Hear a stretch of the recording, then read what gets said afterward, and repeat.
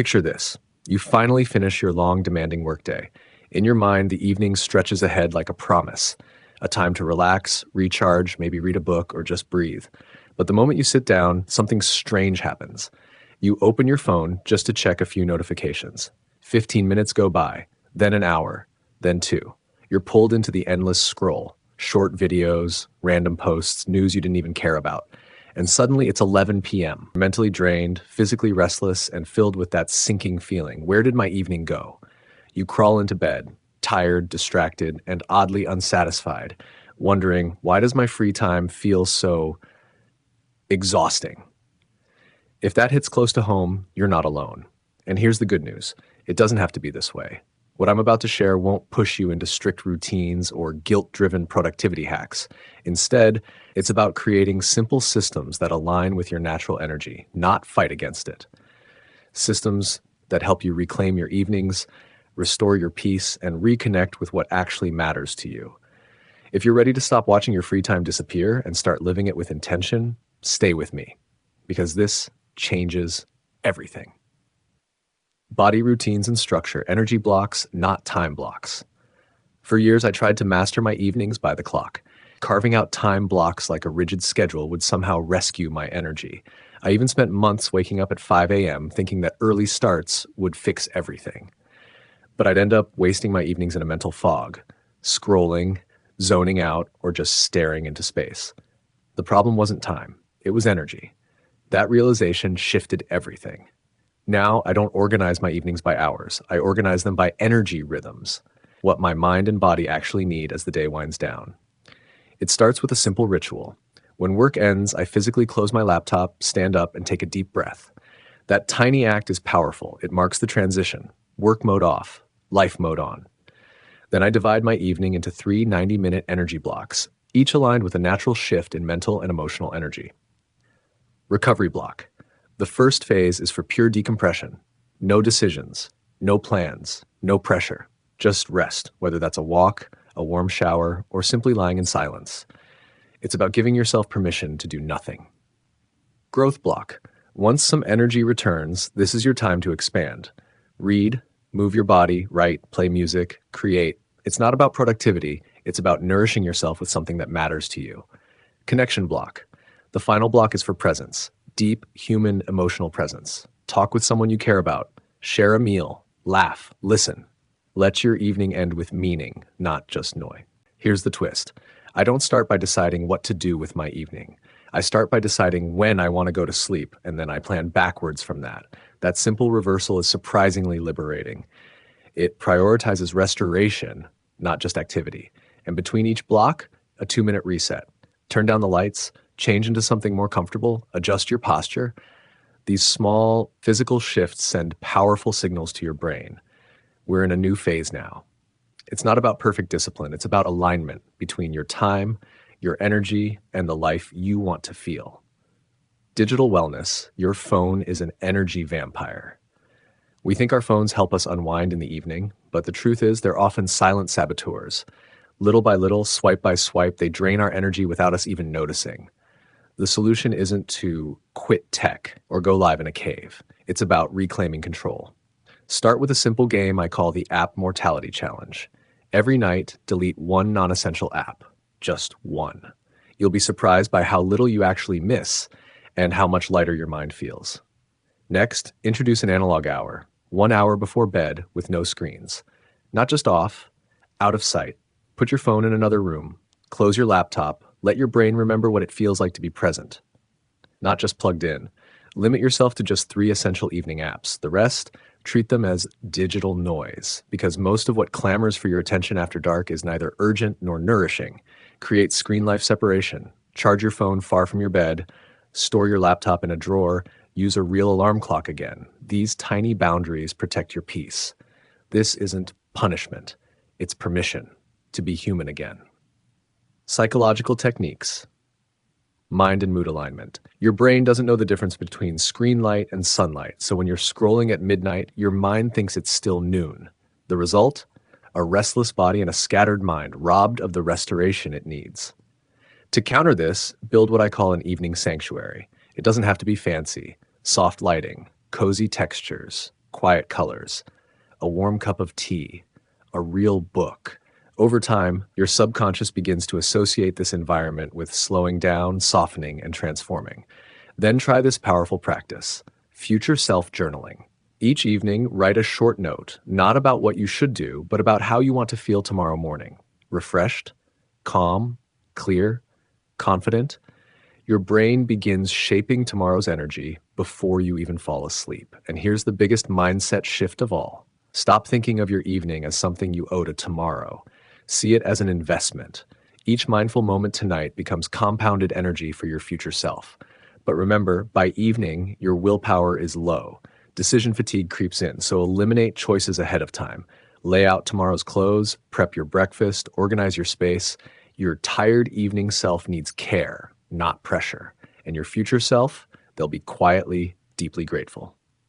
Mindfulness and emotional intelligence, tiny anchors, big impact. Let go of the image of mindfulness as a 60-minute silent meditation on a cushion. Instead, think smaller and more powerful. Micro mindfulness woven into everyday life can quietly transform how your evenings feel. Start with something simple: tea time awareness. Feel the warmth of the cup in your hands. Notice the rising steam. Let the first sip be a pause, not just in action, but in thought. Then, once every hour in the evening, try this: an emotional pulse check. Pause for just 10 seconds.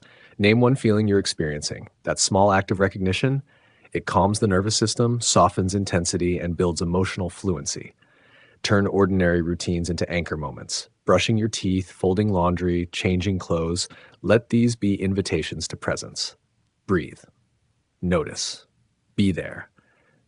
These mundane tasks can become your most reliable mindfulness practice. And for deeper emotional awareness, try this: rate your emotional energy on a 1 to 10 scale, 3 times each evening. In just 2 weeks, you'll uncover patterns, your personal emotional blueprint, more revealing than your inbox or calendar. End each night by answering 3 short questions. 1 word each: what energized me today? What drained me? What surprised me? This isn't journaling. It's emotional archaeology, small clues that, over time, help you decode the terrain of your inner life. Social energy strategies: your tribe, not your crowd. Just like physical energy, social energy is finite and deeply personal. Begin with a social battery audit. Ask yourself, who leaves me feeling lighter? Who leaves me feeling drained? This isn't judgment, it's awareness. Use it to gently choose more moments with those who uplift.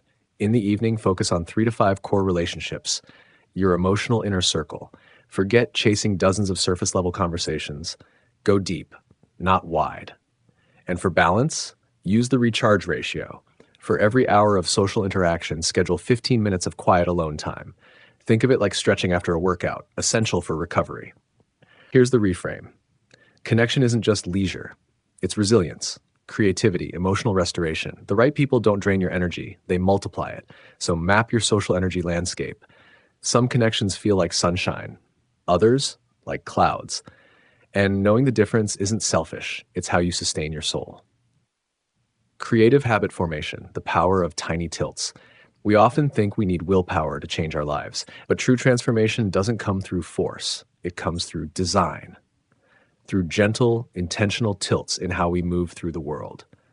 Start with micro habit stacking, chaining ultra small actions that take less than 30 seconds.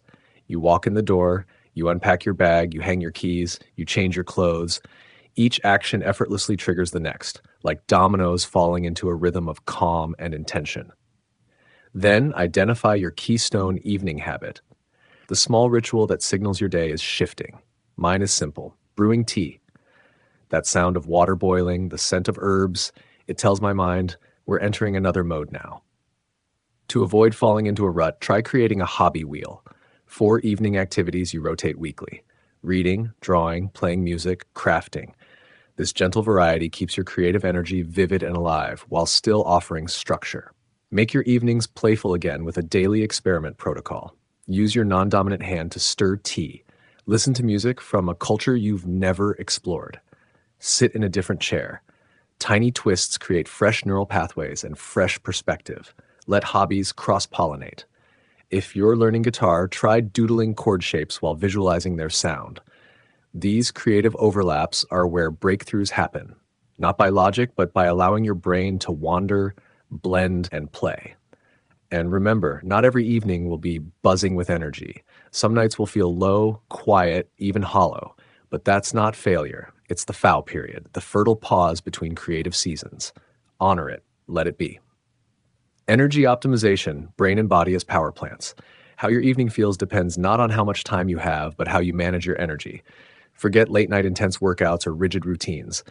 Instead, embrace movement snacks. Stretch every 30 minutes, drop into a few jumping jacks, step outside for 2 minutes of fresh air.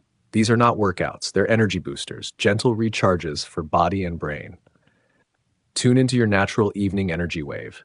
Energy tends to dip around 5 to 7 p.m., that's your rest phase, then rises again between 7 to 9 p.m., the creative window, and slowly winds down as bedtime nears. Don't fight this curve, flow with it.